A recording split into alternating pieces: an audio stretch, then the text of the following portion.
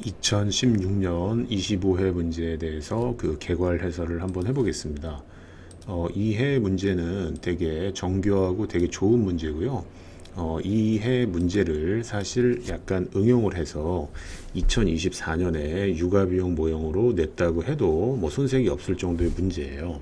그래서 이 책은 지금 에렌버그 책에서 이른바 이제 휴업급여, 산재법상 휴업급여 관련돼서 출제가 됐는데, 이 우리 시험이 이제 전년도 문제를 보고 이제 응용하면서 이렇게 추격하는 형태를 보이는 해가 많기 때문에 작년에 육아비용 문제를 보시고 다음에 이제 문제를 출제하실 때 과거 문제를 참고할 때 요 2016년이 요 형태가 약간 응용해가지고 다시 등장할 가능성이 이제 좀 커 보여요.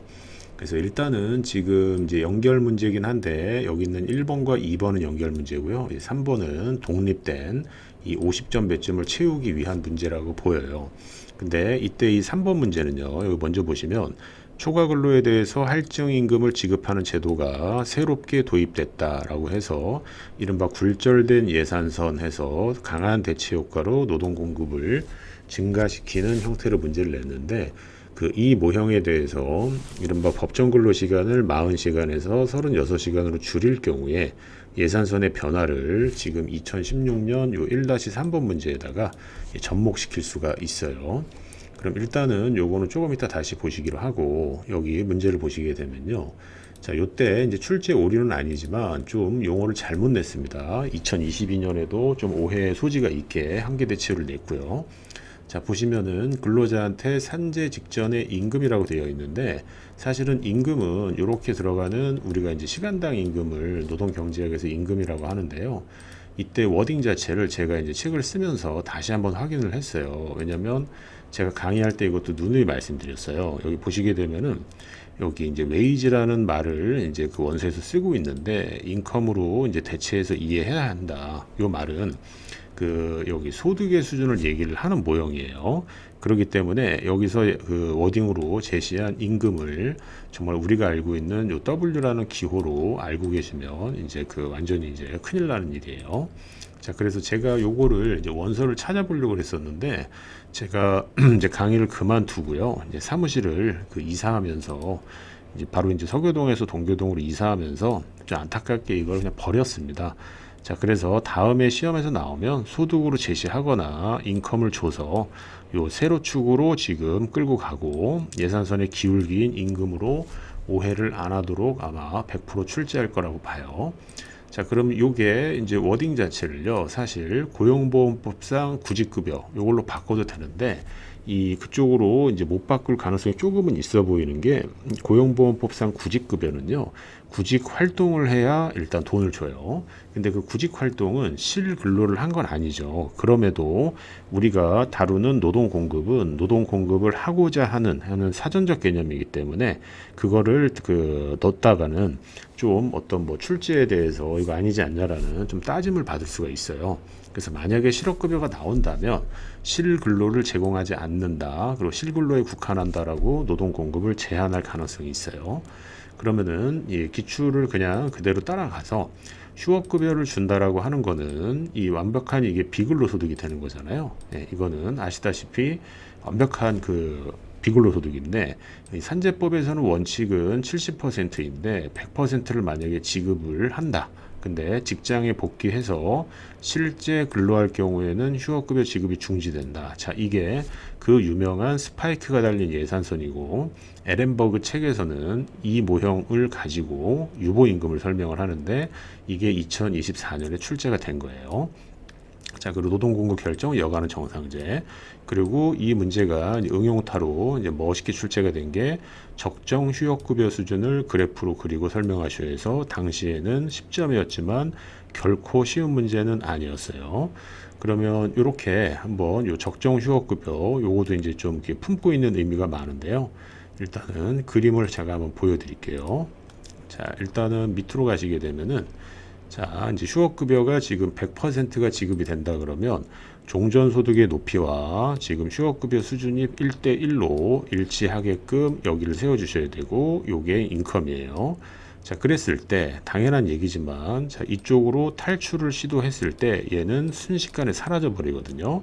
자, 이래서 스파이크 모양이 달린 예산선이라고 해요. 그럼 당연히 바보가 아닌 이상 여기보다 여기 동일한 소득을 얻는데 노동 공급을 아예 안 하죠. 그럼 효용은 당연히 증가할 거니까 이거는 이기적이라고 말 못하고 당연히 여기를 선택을 하는 거예요. 자, 그러면 이 상태를 앞으로는 여기 구체적인 숫자를 아마 줄 가능성이 커요. 그래서 모형을 제대로 이해하고 있는지, 그리고 2023년 문제처럼 효용 함수를 주고 이 각 효용의 증가분을 계산해 달라고 준 계산형 또는 계산형으로 그 줄 가능성이 큽니다. 자, 그래서 인컴 다시 한번 확인을 하시고 여기 주석이 있는 것처럼 선분의 길이, 높이가 동일해야 되고 이 부분이 배점 포인트가 될 거예요. 자, 그리고 그림으로 다시 한번 뒤로 한번 가보게 되면요. 자, 넘어가기 전에 요거 좀 말씀드릴게요. 자, 만약에요. 지금 요 상태에서 여기 이 지금 사라지는 비근로소득이거든요. 그럼 여기서 제가 이렇게 만약 강의를 한다면 이렇게 거가지고 이 지점을 찍을 거예요. 그럼 이 지점의 효용과 이 지점의 효용이 지금 일치하죠. 즉 일을 하지 않았을 때 비근로소득을 얻었을 때의 효용과 이 상태에서 임금률이 상승을 해서 지금 이 지점에서 특정 근로를 하고 얻는 효용이 비슷해요. 그랬을 때 에렌버그는 이 지금 접선의 기울기를 유보임금이라고 설명을 하고 이 이상이 제공이 되었을 때 이 더 높은 효용을 달성하면서 내부 해로 들어온다. 이렇게 설명을 하거든요. 그러면 이 감각을 가지고요. 이 감각을 가지고 적정 휴업급여는 지금 요거는 이제 아까 처리한 그 균형이었는데 적정 휴업급여를 체크해야 되니까 가독성을 위해서 제가 점선 처리를 한 걸 보실 수가 있고 요렇게 그대로 지나가면서 이 지나가는 요 지점을 끊어버리면 마찬가지로 자, 여기서 지금 그 휴업급여를 받나 아니면은 일을 하고 받나 효용 수준 동일해요. 그러니까 정확하게는 똑같으면 안 되겠죠. 똑같으면 안 되지만 요거보다 이제 살짝 위에 있거나 근데 그림상으로는 이렇게 나타낼 수밖에 없어요. 그래서 요랬을 때 이게 적정 휴업급여고 자, 여기는 즉시 아까 말씀드린 이거 자체가 유보임금이 됩니다. 그래서 유보임금과 시장임금이 동일하니까 탈출의 여력이 있다라는 거예요. 자, 요렇게 지금 했는데 이 추후에는 요것도 어떤 함수식을 주면서 계산형을 유도할 수도 있을 것 같아요. 자, 요렇게 보시고 그 다음에 요 보시게 되면은 요 적정 휴업급여 관련해 가지고 그 여기 선분 여기 TZ 있죠. 뭐 TG라고 안 읽고 TZ라고 읽어볼게요. 자, 요거보다 제가 아까 잠깐 실수한 게 요거보다 지금 미만 수준을 이렇게 설정을 해라. 요 말은요. 자, 요거보다 살짝 밑에 있어야 살짝 밑에 있으면 여기죠. 자, 여기면은 요만큼만 준다 그러면요. 지금 여기서 얻는 효용 수준 상상을 한번 해보시면 요거보다 차라리 시장에 들어가서 이 지금 그 소득을 얻는 게 효용이 더 크잖아요. 자, 그래서 요거보다 살짝 미만 수준이다. 이렇게 에렌버그 책에서 설명을 하고 있어요. 아까 제가 이상이라고 한 건 좀 고쳐주시고요. 자, 여기까지가 이제 그 2024년에 출제가 됐던 그 어떤 모형의 근간이 된 문제인데 2024년은 이제 육아 비용으로 출제를 했던 거예요. 자, 그리고 아까 이제 말씀드린 4.5일제 근무 관련해 가지고는요. 그 밑에 그림만 잠깐 보시게 되면은 이렇게 가산임금이 뻥하니 이렇게 생겨가지고요. 이렇게 생겨가지고 여기서 이제 굴절이 됐을 때는 이만큼의 열린 공간이 생기니까 효용이 증가하면서 노동 공급이 증가하는 건데, 자, 만약에요. 자, 만약에 여기 이제 보시게 되면은 자, 여기가 이제 40시간이잖아요. 그러면 이제 36시간은 요 정도 될 거예요. 자, 여기서 특별하게 시간급 통상임금의 상승이 없이 이렇게 예산선이 거진다 그러면 요놈과 요놈은 평행이 될 거고, 그러면 다시 이동 지점은 이렇게 가겠죠. 자, 그렇게 되게 되면은 4.5일 근무제는 가산 영역에서도 노동 공급을 감소시킬 거예요. 언제 그럴 거냐면 여가가 정상제일 때.